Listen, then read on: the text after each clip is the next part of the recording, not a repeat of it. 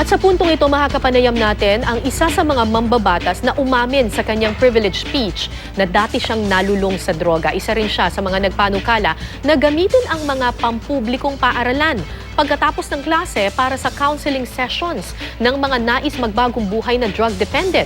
Kasama po natin ngayong umaga sa studio si Negros Oriental 3rd District Representative Arnulfo Arnie Teves. Good morning po, sir. Good morning, Cara. Okay, kayo po ay nagsagawa ng privilege speech. Umamin kayo that you were a drug dependent for how many years, sir? Pakikwento po sa amin, ilang taon po kayo nung nagsimula kayong malulong sa droga at anong klaseng droga po? I've tried almost everything. I started as early as in my elementary years, no? Elementary? Yeah. As in anong edad? Tikim. Grade 3 pa lang, nakatikim na ako ng marijuana eh. Oh. Okay. Yeah, even earlier than that. But we used to do it like weekly when we was in grade 3 then. Grade 6, almost every day. Then, in high school, that's when I tried shabu. And sa shabu, mga 12 years. 12 years? Yeah.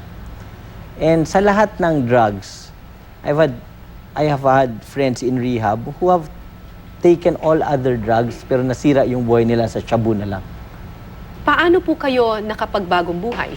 I went to rehab. I went to treatment. After how many years po of being a drug dependent? 12 years sa shabu with all other drugs. More. Basta matagal. Because I tried it about 9 years old. Oh. I went to rehab, I was already 18. I mean 28, sorry, 28. Wow, Oh. wow. So that's how many? 19 years. Okay, okay. So posible namang maging rehabilitated from drugs even after almost 2 decades of Yeah. being a drug dependent. Yeah, that's why I came out because I know I can be a good example to everybody, di ba? Galing sa isang drug addict ngayon naging congressman, di ba? So, and successful din ng konti sa buhay. I think I can be a good example to our surrenderies. Yun ang dahilan kung bakit po kayo nag-privilege speech at nilantad ninyo yung inyong nakaraan. That's one. Next is, I'm really concerned because sa dami ng nag-surrender, anong gagawin natin? Di ba? What will the government do? And I know that I was already foreseeing that so many LGUs or executives will say, magtayo tayo nito, magtayo tayo niyan. Kailan pa? At magkano? Diba? No need of a center. Meron na tayong lock-up centers. Yung mga hardcore, lagay natin sa lock-up. Yung surrenderies, pwede na yon sa outpatient. Gaano po ba kahirap yung magbagong buhay from being a drug dependent? Lalo na in your case, paano pa po ba yung naging pagre-rehab sa inyo? In-house po ba kayo or tipong sa bahay lang? I came from an in-house rehab but with open gates. Hindi yung in-house na lock-up. Okay. Oh, there's several types. There's outpatient, there's in-house open, there's lock-up with a program, there's lock-up na walang programa. Okay. Dati, karamihan sa ano natin sa gobyerno, lock-up na wala naman programa. Ibig sabihin, Nandun ilalak ka. lang kayo sa loob, tapos nandun ka, walang- hindi kayo makakakuha ng drugs. Yeah, that's why you And- stop because you don't have access. But once Okay. you're out, Hahanap-hanapin mo. exactly. Okay. Because you That's don't- yung lock-up without program. Yeah. What about yung lock-up na may programa?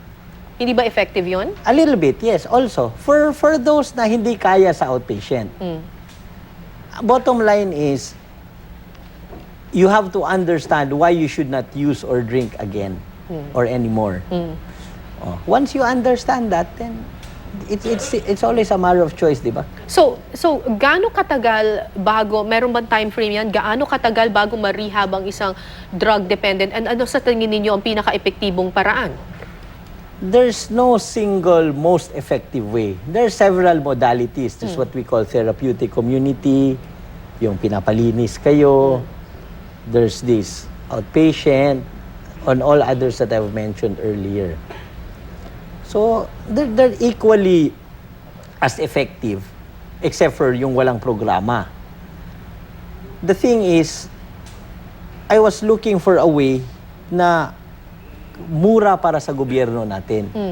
Average ngayon, pag magparehab ka sa private, nasa 1,000 per day for at least 90 days. at 90,000 per person.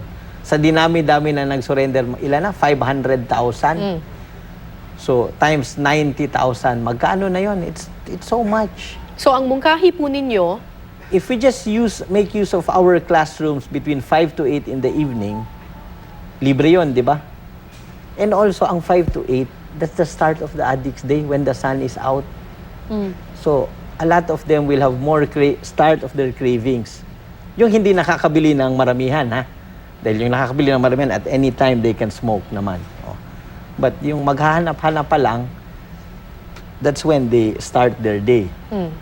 So, I try to suggest that we make use of the time. pero bakit po sa eskwelahan? Parang, of course, medyo yung mga ibang tao parang Yeah, why in the school? imimix mo talaga yung kabataan natin with the drug dependence. No, I suggest sa high school. Why? Di ba pag bumuboto tayo sa elementary school, usually yung election, ang hirap, di ba, ang lit ng upuan? At least high school, full size yung upuan. Why in schools? Because in schools, the chairs are there already. The blackboards are there already. Maglagay na lang tayo ng projector, okay na. Pero hindi ba ito nakakatakot para sa mga kabataan? Eskwelahan ito and, you know, isa ito sa mga importanteng institusyon natin na nandun yung ating mga anak. I don't think so because they will be going to the schools in their communities.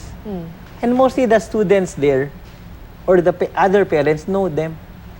Hindi naman natin gagawin na sa eskwela, sa ibang barangay or sa ibang town. It should be accessible to them. Okay. Hindi ba mas magandang gumawa na lang ng separate na facility for drug rehabilitation kesa ipaghalo natin yung mga Hindi naman sila estudyante with- magkahalo eh. Hindi naman sila magkahalo. Because we do it when the children are out. And also, how much will it cost to build a facility?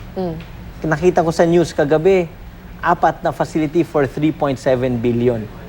And the thing is, kailan pa? Then and with yung panukala po ninyo, walang pondong gagamitin dito. No, it will cost about 2,500 per person per program. That's only salaries of our counselors. Okay. At konting mga reading materials. Okay, so saan kukunin ang pondo nito? Yun na nga, that's why I wrote the president also so that bahala na yung national government. They wanna spend for it, well and good. If the local government can spend for it, well and good. So, ang mangyayari dito parang outpatient sila. Papasok sila ng 5 to 8 para mag-counseling, seminar, Yeah, ganyan. Tapos actually- uuwi sila sa kanilang tahanan. Yeah, 5 to 8 in the evening for the first day. After the third day, they already start in the morning. Because 5 to 8 is, it's here. Huh?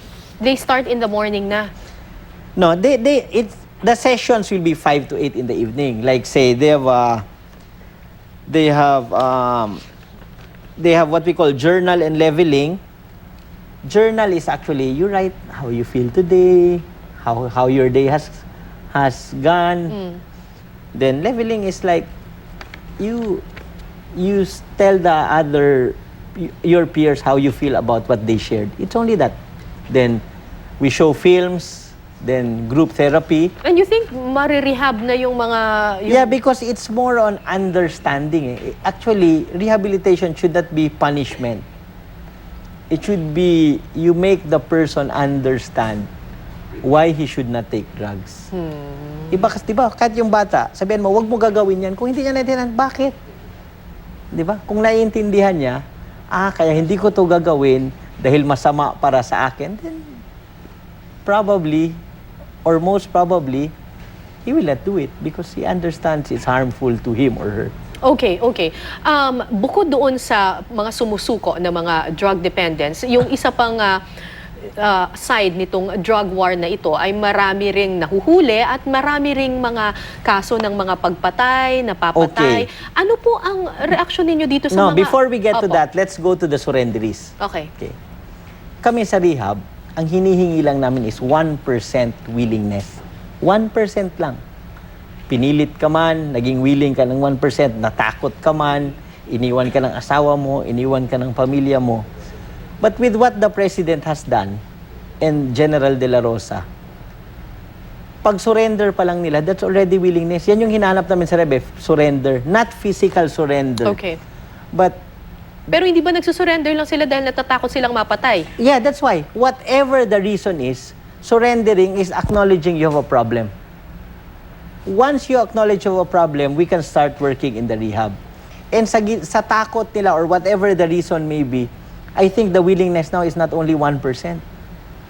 I think it's more than 50%, even 100% willingness. So itong dami ng mga napapatay dahil dito sa drug war na ito, you think this is a good thing? Dahil natatakot yung mga addict at magsusurrender na sila? I cannot say it's good and I cannot say it's bad. If the reasons for the killing was that they fought back, then it may be legitimate. But, Diba? But we're here more for the rehabilitation side. Actually, there are two things in the drug war. It's demand reduction and supply reduction. I'm more concerned of the demand reduction. The supply reduction is for the police. Okay. Okay. So now, we need to create structure in their lives. Di ba? Dahil pag addict, gising sila kung ilang araw, tulog naman sila ng kahit anong oras. That's why 8 to 9 in the morning, they go to their barangay gymnasiums or covered courts or LGU covered courts for a meeting. All right. Okay. Every day, Monday to Friday. So mukhang meron na talaga kayong na program for Yeah. for drug dependence. Then, 9 to 10, they have physical therapy but only optional. Okay. Why optional? Hindi naman sila lahat meron tayong medical records. Baka may heart condition, hindi natin pwede pilitin. Okay. Sorry, we're running out of time, but thank you for your time at tututukan po natin itong panukala na inyong okay. ipinanukala sa Yeah. Kongreso. Maraming salamat po sa inyong panahon. Negros Oriental 3rd District Representative Arnulfo Arnie Teves. Thank you, sir. Salamat po.